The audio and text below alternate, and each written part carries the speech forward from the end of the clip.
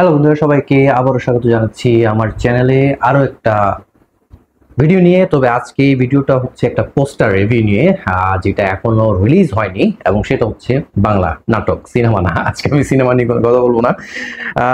আমি যদি এতটুকু বলে থাকি যে ব্যাপারটা শুরুটা হচ্ছে এরকম, একটা পোস্টার দেখলাম আমরা এবং বাংলাদেশের নাটকের অন্যতম একজন জনপ্রিয় অভিনেতা, যার নাম হচ্ছে তৌসিফ। তিনি রিসেন্টলি একটা নাটকের শুটিং করেছেন। সেখানে যে পোস্টারটা রিলিজ করা হয়েছে সেখানে তাকে ভয়ঙ্কর এক পরিস্থিতিতে দেখা হয়েছে। আমি শুধু এভাবে বলতে চাই, আমরা যখন প্রত্যেক মানুষ জন্মগ্রহণ করেছি, আমাকে মৃত্যুর স্বাদ গ্রহণ করতেই হবে, এটাই হচ্ছে আমাদের নিয়তি। বিভিন্ন ধর্মের রিচুয়াল অনুযায়ী তাকে দাফন করা হয়ে থাকে, বাট মুসলমান যারা আছে আমাদেরকে কবরে শায়িত করা হয়ে থাকে 3.5 হাত মাটির নিচে, তাই না? তো সেই জায়গায় আমরা জানি যে আমরা মৃত্যু বরণ করার পরে আমাদের হিসেব নিকাশের উপর অনেক কিছু নির্ভর করে এবং সেখানে নানান রকম সাপ এসে আমাদের দংশন করবে, সেটা আমাদের কৃতকর্মের উপর নির্ভর করে। তো সেগুলো কিন্তু যেনতন সাপ না, খুব বিস্তর সাপ। তো একটু চিন্তা করে দেখেন, আপনি কবরের শায়িত আছেন এবং আপনার গায়ের উপরে অনেকগুলো সাপ বসে আছে বা চলাফেরা করছে। আমার তো এখন সেটা ভাবতে গা শিউরে উঠছে, কারণ আমি নিজেও সাপকে ভয় পাই। একটা জায়গায় আপনি চিন্তা করেন, আপনি অন্ধকার কবরে শুয়ে আছেন এবং সেই পরিস্থিতিতে আপনি পড়ে যাচ্ছেন, এটা দুঃস্বপ্নের চোখ করে। সেই যে ভয়টাকে জয় করে অভিনয়ের মাধ্যমে তুলে ধরার চেষ্টা করেছেন ভিকি জায়েদের, যে নাটকটি আসতে যাচ্ছে, ভিকি জায়েদ এটা নির্মাণ করেছেন, সেই জায়গায় তৌসিফ অভিনয় করেছেন। বাকি ডিটেলস গুলো এখনো সোশ্যাল মিডিয়াতে আসেনি। পোস্টারটা দেখে আমি স্টান্ড হয়েছে এই কারণে, আমি একটু যদি আপনাদেরকে দেখাই। আর বিএমআর ফেসবুকে পেজে এটা দেওয়া হয়েছে, অবশ্যই তাদেরকে ক্রেডিট দিতে হয় বিএমআর কে। তারা সব আপডেট আমাদের সামনে নিয়ে আসে বলে আমরা এগুলো জানি এবং আপনাদের সামনে এগুলো তুলে ধরার চেষ্টা করি।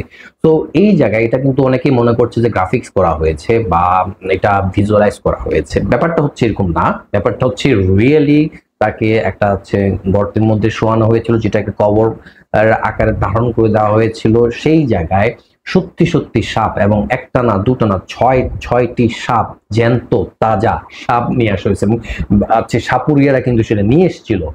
সেটা যখন আপনার গায়ের উপর দেওয়া হয়েছে, তৌসিফের অবস্থা কি এটা চিন্তা করেন। আমি একটা ক্লিপ দেখেছিলাম যেখানে তৌসিফ নাকের মধ্যে তুলো দেওয়া আছে, যেটা আমরা মৃত্যুর পর করা হয়ে থাকে, আমরা জানি কান এবং নাকে ফুটোতে দেওয়া হয়ে থাকে কটন। তো সেই জায়গায় উনি শুয়ে শুয়ে কিন্তু চোখ বন্ধ করে কথা বলছিলেন যে এইটাই, কারণ ওনার মাথার মধ্যে তখন কিন্তু সাপ ছেড়ে দেওয়া হচ্ছিল। তো এই যে অবস্থা, তিনি কিন্তু একটা ইন্টারভিউতে বলেছেন যে আপনি একটা সময় চিন্তা করেন, মৃত্যুকে সবাই ভয় পায়, কবরে শুয়ে থাকাটা ভয় পায়, এবং সেই জায়গায় আপনি হচ্ছে সাপ আপনার গায়ের উপর ধারছে। এই জায়গাটাতে উনি কিন্তু ভয়কে জয় করার চেষ্টা করে, কিন্তু আলটিমেট ডেস্টিনেশন তো সেই 3.5 হাত মাটির নিচে। আজকে হোক কালকে হোক আমাদের যেতেই হবে।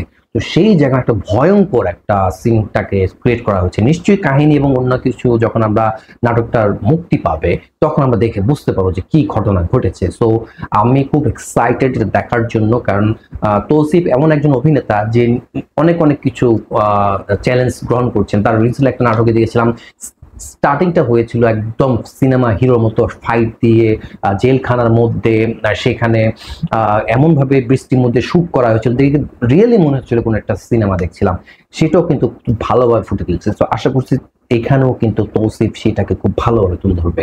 তো খোয়াবনামা নাটকটার নাম হচ্ছে, মানে পোস্টার যেটা দেখলাম, খোয়াবনামা ভিকি জায়েদের। তো সেটা যখন রিলিজ হবে তখন আমরা দেখে তখন বুঝতে পারবো যে আসলে ঘটনাটা কি। সেটাকে আসলে কি খোয়াবনামা যেহেতু বলা হচ্ছে, তাহলে নিশ্চয়ই স্বপ্ন দেখে হচ্ছে, স্বপ্নতে উনি দেখছেন উনি কবরে শায়িত আছেন, ওনাকে সাপ দংশন করছে। হয়তোবা তখন তিনি তার জীবনের সকল পাপকর্ম থেকে নিজেকে দূরে রাখবেন। এটাই তো অ্যাকচুয়ালি হয়ে থাকে। আমি যেটা বুঝতে পারছি, হয়তো এরকম কিছু একটা হতে পারে, যিনি স্বপ্ন দেখেছেন বা দুঃস্বপ্ন হিসেবে এটাকে আখ্যায়িত করা যেতে পারে। তো সেটা দেখার জন্য আমি উদ্গ্রীব। তো আপনারা কি দেখবেন নিশ্চয়ই নাটকটা? অবশ্যই কমেন্টস করে জানাবেন। আমার চ্যানেলটাকে তাই কি করতে হবে, অবশ্যই সাবস্ক্রাইব করে পাশে থাকবেন, কমেন্ট করে জানাবেন কি রকম রিভিউজ বা নাটক দেখতে চান। অবশ্যই নাটকটা বের হলে আমি তা নিয়ে একটা রিভিউ করবো, ওভারঅল একটা রিভিউ করবো। তো সেটা দেখার জন্য অবশ্যই অপেক্ষা করবেন। প্রথম পর্যন্ত সবাই ভালো থাকবেন। পরবর্তী ভিডিওতে আপনাদের সাথে আবার দেখা হচ্ছে।